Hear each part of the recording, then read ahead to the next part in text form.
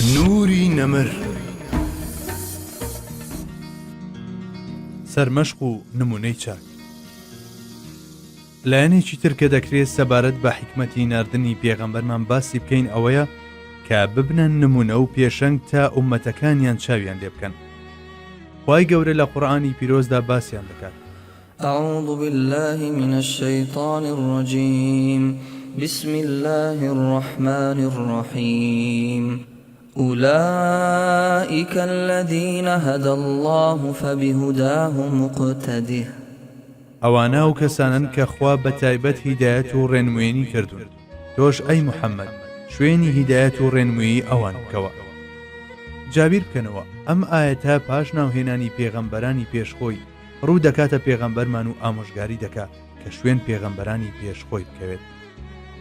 لەلایەکی ترەوە قورئانی پیرۆز ڕوو دەکاتە ئێمە و پێمان ڕادەگەیەنێ کە لقد كان لكم في رسول الله أسوة حسنة لمن كان يرجو الله واليوم الآخر وذكر الله كثيرا. سوێن بەخوا بەڕاستی لە پێغەمبەری خوادا چاکترین نمونەی تەواو و ڕێک و پێک هەیە تا چاوی لێ بکەن و شوێنی بکەون بەتایبەت بۆ ئەو کەسانەی ڕەزامەندی خۆیان مەبەستە.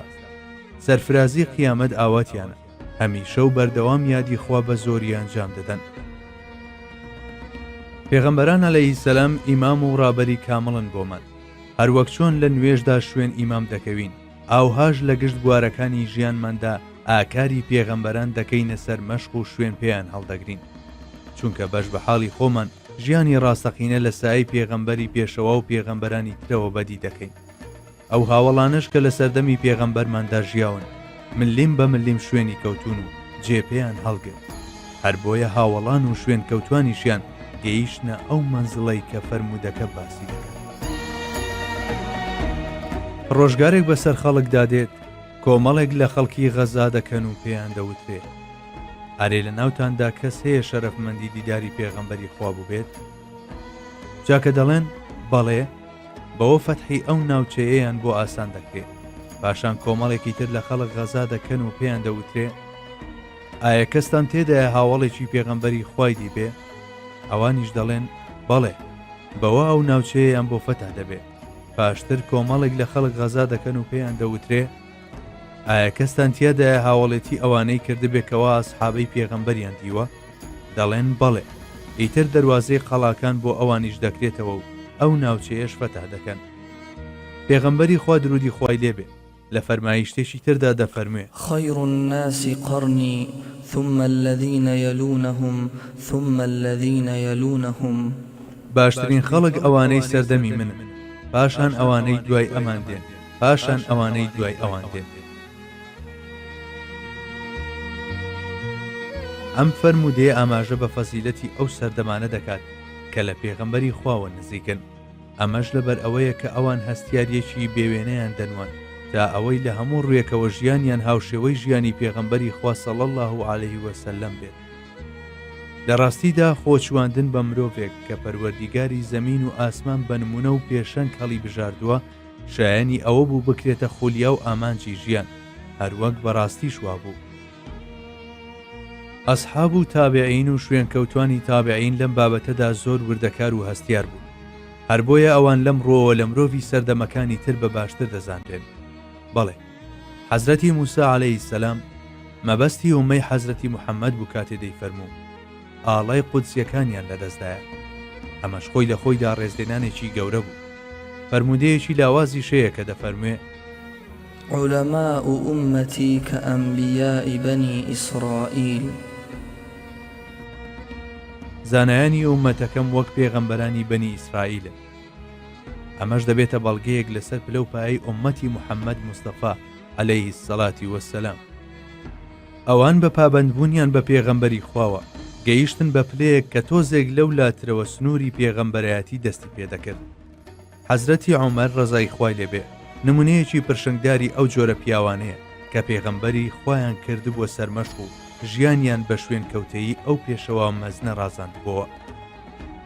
ئەوە تا ببینە لە پاژەوەش کە دەوڵەتان کەوتنە ژێردەستی و ئیمپراتۆریەتەکان لەسەر دەستی فەتحکران کەچی ئەم تاڵم وێک لە تەرزی ژیانی خۆی نەگۆڕی قودسی خەمباری دیلی ئەمڕۆ کە پەڵەیەکی ڕەشە بە نێوچاوانی جیهانی ئیسلامیەوە لە سەردەمی ئەودا فەتەحکرا.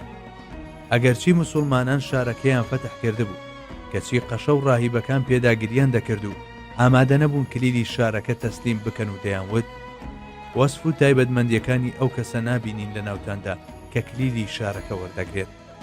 جا کاتێک هەواڵەکە گەیشتەوە حەزرەتی عومەر خێرا و شتێک لە بەیتولمال قەرز دەکات و لەگەڵ خزمەتکارەکانیدا کە بەنورە سواری دەبوون کەوتنە ڕێ تا گەیشتنە قودس. جیلوەی قەدەروا بوو کاتێک دەچوونە ناو شارەکەەوە نۆرەی خزمەتکارەکەی بێت سواری وشترەکە ببێت. خەلیفە سەرڕای هەموو تکا و پێداگیری خزمەتکارەکەی لە وشترەکەدا دەبەزێ و جڵەی وشترەکە دەگرێتە دەست و بەم حاڵەوە دەچێتە ناو شارەکە. کاتێک خەڵکی شارەکە ئەم دیمەنە دەبینن مۆم ئاسا دەتوێنەوە و بە یەک دەنگ دەڵێن بەڵێ ئەما ئەو کەسەیە لە کتێبەکانماندا باسی هاتووە. اینجا سەرنج بدە لە حاڵی پاش ئەوەی کە کابرای مەجووسی خەنجەرەکەی لێ دەدات و بە بێهۆش لە جێگادا دەکەوێت. زامەکەی هێندە سەخت بوو هەرچێکی دەخوارد لە برینەکەیەوە دەهاتە دەرەوە. نە هیچ دەنگێکی لێوە دەهات و نە بە دەنگەکانی دەوروبەریشی بە ئاگا دەهات. کاتێک خزمەتکارەکەی دەهات تا بزانێ هیچ دەخوادیان نا هیچ وەڵامێکی نەدەدایەوە یان بە چاوی ئاماژەی نەخێری دەکرد. بەڵام هەر کات پێیان دەوت ئەی ئەمیری ئیمانداران نوێش یەکسەر بە ئاگا دەهاتەوە و دەیفەرموو ها ئەوە هەستام هەر کە زواز لە نوێش بهێنێت لە ئیسلامدا بەشی نییە. ئیتر بەو حاڵەوە و بە جەستەی بریندار و خوێناویەوە نوێژەکەی دەکرد. بەڵێ حەزرەتی عومەر بەو جۆرە بوو چونکە لە سەروەر و خۆشەویستەکەیەوە وا فێر بوو. بۆیە شوێن پێی ڕەسوولڵای هەڵدەگرت و بەو جۆرەش دەبووە سەرمەشق و نمونە بۆ ئەوانەی لە دوایەوە دەهاتن. بەڵێ یەکێک لە حکمەتەکانی ناردنی پێغەمبەران ئەوەیە ببنە پێشڕە و ڕابەری چاک بۆ ئومەتەکانی. دابینکردنی هاوسەنگی لە نێوان دنیا و قیامەتدا. هەموو پێغەمبەران بۆ ئەوە هاتوون هاوسەنگی لە نێوان دنیا و قیامەتدا دابین بکەن. لە سایەی ئەو هاوسەنگیەشدا مرۆڤایەتی لە زیادەڕەوی و کوردبڕی ڕزگاری دەبێ و ئیستیقامەت بەدەست دەهێنێت. بەڵێ دروست نییە مرۆڤ وەک ڕاهیبەکان بە تەواوی واز لە دنیا بهێنێت و خۆی بخزێنێتە کونجی پەرستگاکانەوە. هەروەک ناشبێت ڕۆ بچێت بە دنیادا و ببێتە کۆیلەی دەستی مادە. بەڵکو هاوسەنگی لە پەیڕەوکردنی ناوەندەڕێدایە. ئەمەش تایبەتمەندیەکە تەنها و تەنها لە دنیا ڕووناکەکەی وەحیدا بەدەست بێت.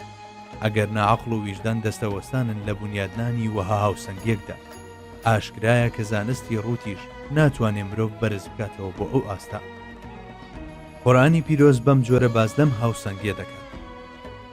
أعوذ بالله من الشيطان الرجيم بسم الله الرحمن الرحيم وابتغ فيما آتاك الله الدار الآخرة ولا تنس نصيبك من الدنيا وأحسن كما أحسن الله إليك ولا تبغ الفساد في الأرض إن الله لا يحب المفسدين.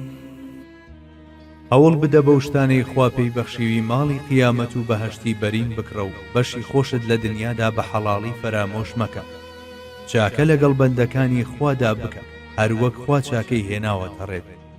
نەکەی تەوڵی فەساد و گوناح و تاوان بدەی لە زەویدا چونکە بەڕاستی خوا ئەو کەسانەی خۆش ناوێت کە تۆوی خراپە دەچێنن.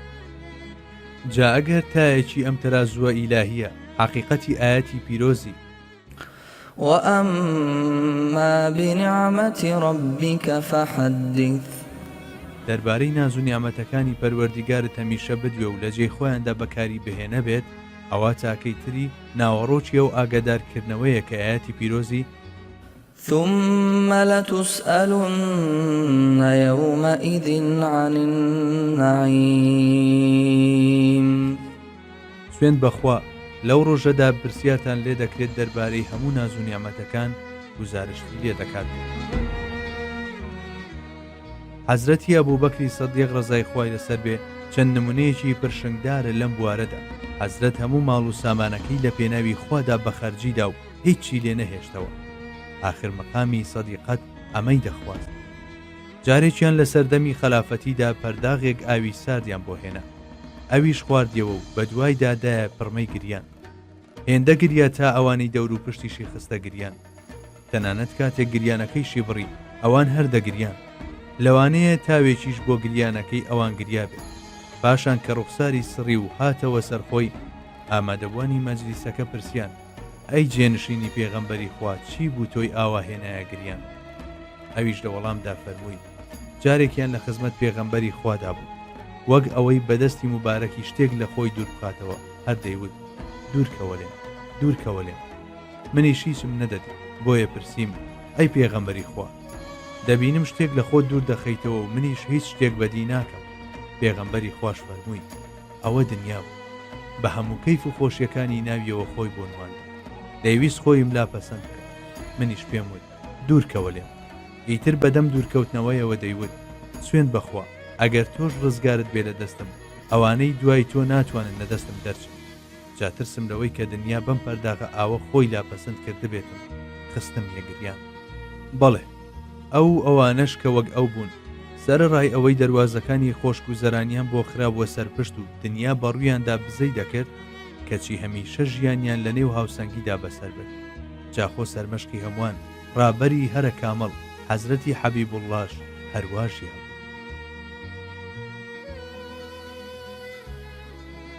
داخستنی دەرگای بڕووبیان و پێغەمبەران عەلەیهی سەلام بۆ ئەوە نێراون تاوەکو لە ئاخرەتدا مرۆڤەکان لە حزوری پەروەردیگاردا هیچ بەڵک و بیانوێکیان بۆ نەمێنێتەوە.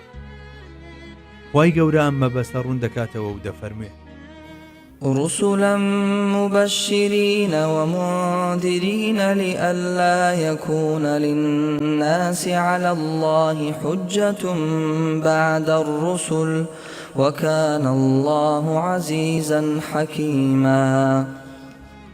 پێغەمبەرانمان ڕەوانە کردووە کە موژدەدەرن بۆ ئیمانداران و ترسێنەرن بۆ یاخیەکان، تا خەڵکی هیچ بەڵگەیەکیان بەدەستەوە نەمێنێت لەسەر بێدینی و یاخیبوونیان دوای ئەوەی خوا پێغەمبەرانی بۆ ڕەوانە کردو. بێگومان هەمیشە و بەردەوام خوا باڵا دەست و دانایە. سەرکردە و پێشڕەوانی مرۆڤایەتی لە دەرەوەی پێغەمبەران هەرگیز نەیانتوانیوە تا سەر بەردەوام بن لەسەر قەناعات پێکردن و ئاراستەکردنی کۆمەڵگەکانی. ئەگەر بۆ ماوەیەکیش کاریگەریان هەبوو بێت، ئەوە کاتی بۆ لەگەڵ هاتنی خەزاندا گەڵاکانیان بەو ملاولادا پەرش و بڵاو بۆتەوە. هۆکاری ئەمەش دەگەڕێتەوە بۆ بێبەشبوونی بانگەوازەکانیان لە ئاسمانی بوون و کۆمەچی خوایی.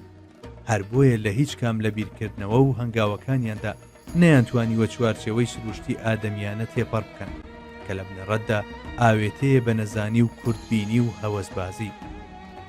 بەڵام پێغەمبەران پێچەوانەی ئەمن، ئەوان کەسانێکن هەر لە سکی دایکیانەوە هەڵبژێردراون و ئامادەکراون بۆ ئەرچی پێغەمبەرایەتی.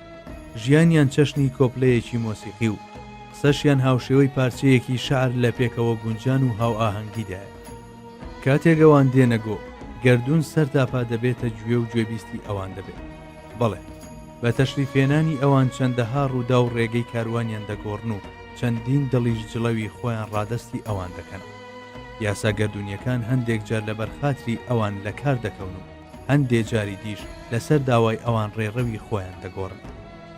جابا تەمەشایەکی ئەو سوڵتانی ئەنبیایە بکەین، ئەوە تا خاک و خۆڵ، دار و بەرد و زیندەوەرە جۆر بە جۆرەکان وەک ئەوەی هەریەکەیان نمایندەی جۆرەکەی خۆی بێت دەهاتنە خزمەتی و تەزدیقی نبووەتەکانیان دەکرد.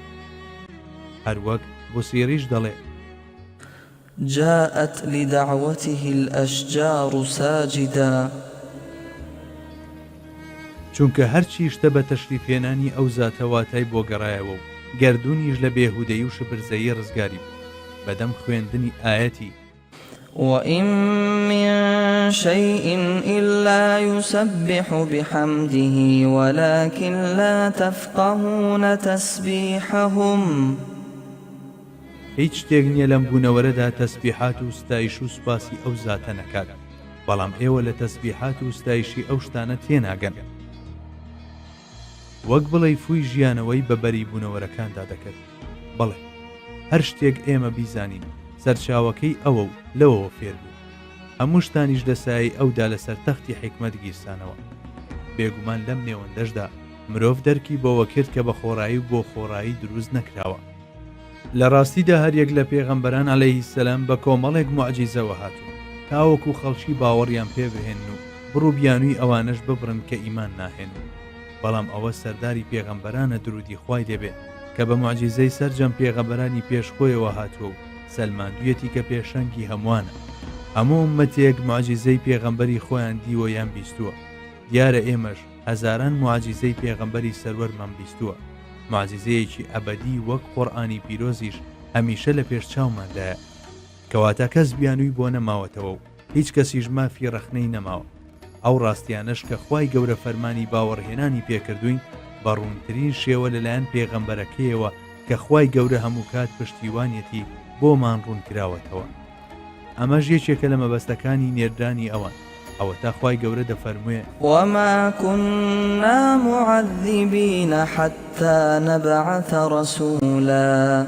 سزای کەسمان نەداوە هەتاوەکو پێغەمبەرێکی بۆ نەهێنێ ئەماوە دەگەیەنێ کە دانانی تەرازوی حساب و لێپرسینەوەی مرۆڤەکان بەبێ گوێدانە هیچ بیانوویەک دەگەڕێتەوە بۆ ئەوەی خوای گەورە پێغەمبەرانی ناردووە نوری نەمر